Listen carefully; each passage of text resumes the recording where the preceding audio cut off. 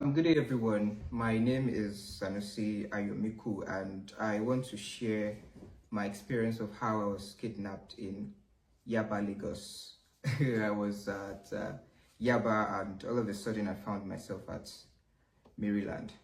This is just to help others not to fall victim to this kind of scam, should I say, or what. So, although I've been hearing stories about this, but I didn't hear this particular type. I've been reading a lot of things about people like this on Twitter, and I've been trying to avoid those things in my last two visits in Lagos. But this third time, I didn't read about this one, so that was why I fell victim. I'm from Ibadan, and I had a photo shoot to do in Lagos. So I went on Tuesday, which was on the 13th of September. When I got to the train station, I went to the pharmacy. I went to get something to eat. I went to get plantain chips and yogurt. Then I put it in my bag there. When I get to where I'm going in Shomolu, I'm going to eat.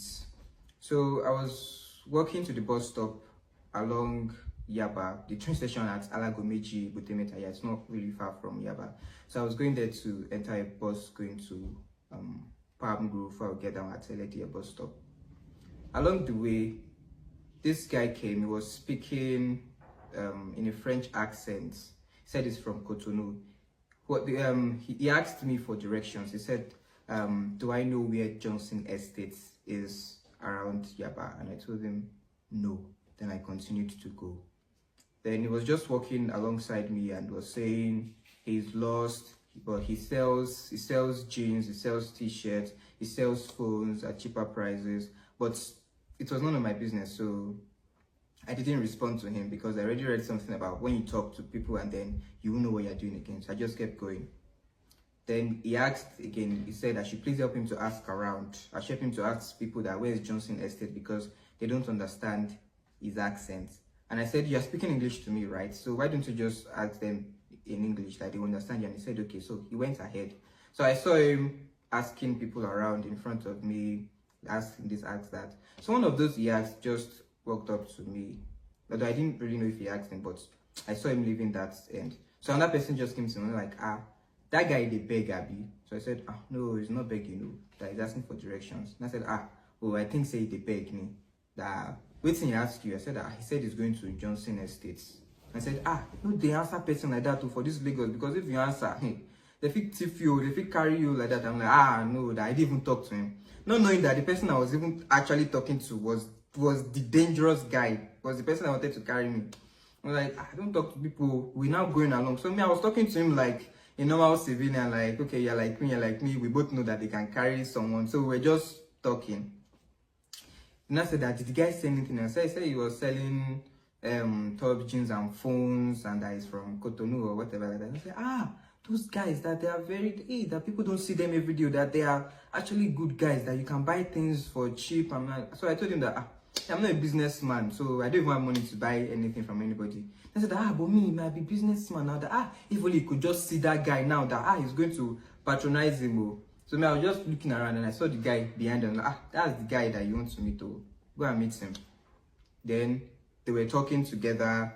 And then the foreign guy was not like, that he doesn't trust this new guy, that it is me that he trusts because I look responsible, I tucked in my shirt and I was wearing glasses and stuff, that I should follow him. I'm like, I cannot follow you, that I just got to Lagos and I told him where I was going, that I'm not interested. So we're just talking, normal talk, the three of us were going.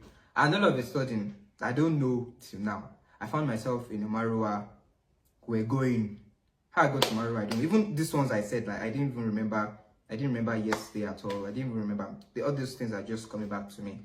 So when the Maru, and then he said I should give him my bag. The Marua, the driver, and then one other person was inside the Marua at the front, and then I was in the middle. The foreign guy was here. The other guy that was doing as if he was part of me, I was saying, but he was also here. So they told me to give them my bag. I was carrying a bag. I gave it to them. No, before that, they asked me that what was in the bag. I told them that my phone was there, my power bank. I said, okay, I should give it to them. They brought out my phone and told me to type in my password. I did without hesitation. They took my perfume, they took my power bank, my plantain chips and my Hollandia yogurt that I wanted to eat. They took it as well. And then they said that they were in a cult or something, that they've taken an oath with Yemoja, and as I'm seeing them, that they don't eat fish, that they are very, very dangerous and stuff. That if I tell anybody what they're telling me, that I'm going to cough blood. And so after taking all that, they told me to go back home, to go and get my mom's phone, my laptop, any money in the house, that I should bring it. I should bring anything that is valuable, gold chain, anything valuable that I can carry. I should bring it to them. So I was not like, okay, before that, they did something to me. They told me to stretch out my palm, and then they told me to spit on it, which I did. I spat right here. And then they said some things, I don't know what they said, and then told me to turn my hand. As I did, the spit that was on my palm, I found it at the back of my hand, and I was really shocked and very, very afraid. So I was not scared that, hey, I think these guys, they have juju. I was just seeing all those stuff in my mind that, hey, how is this possible? How would this spit come to the back of my hand? That's when they now started saying all those blood something.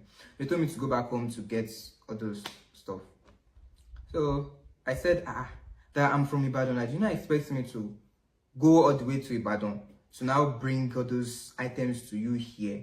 They're not like, so in Ibadan, they say, you know, they stay for Lagos. I said, no, I'm not staying in Lagos. So and I said, Jabole. So they now dropped me, and I didn't even know where they dropped me. I was just looking around. I'm not like, I don't even know this place. So I was telling them, I don't know this place. How am I going to get back to where I'm going from? I don't even have any money, because they already took my money. They emptied my pockets. They took my card. I gave them my ATM pin and everything effortlessly. So they now gave me 1,200. I should to take transport back to where I was coming from, or to where they carried me, and they left. So I was just looking. I didn't even know how I got there. I was just like, where am I? So I saw one, I don't know what they call it. I think it's a bus stop. I just saw they wrote Maryland bus stop on it. It was green. And then I saw people there. So I went there to ask that, where am I? And so they explained that I don't know where I'm going to LADA bus stop after Palm Grove. I'm like, okay. So they directed me to where I was going to get the bus. So I got the bus, and when I got to where I was going in Shomolu, I didn't even remember, because they have been calling me. It was supposed to be, I got to Lagos around 10:45. The train got to Lagos around 10:45. And latest where I was going in Shomolu, I should have gotten there by 11:30. But I got there like after 2 o'clock. Because I think 2:35 or 2:37 or something. That was when I got there. And they've been calling and stuff. And I was just looking like, I didn't really know what happened though. I just found myself at Maryland and stuff. And then gradually I started remembering. So I'm just sharing this so that people can actually they should be very careful. Because what I've learned now is that I won't talk to anybody along the road. If anybody asks me for anything, I'll just keep my mouth shut. If they're like, they should say that, we're not talking to you. Are you deaf? I'm not going to answer anything. And that's how we should just. The thing is, if you can just talk to them, you can just reply them. That's all. Then you're gone. So don't reply anybody. Don't ask anybody for directions. If you want to ask anyone for directions, make sure it's people that like shop owners or bus drivers. Don't ask any stranger. If any stranger asks you for anything, just mute. Don't say anything to avoid all this rubbish.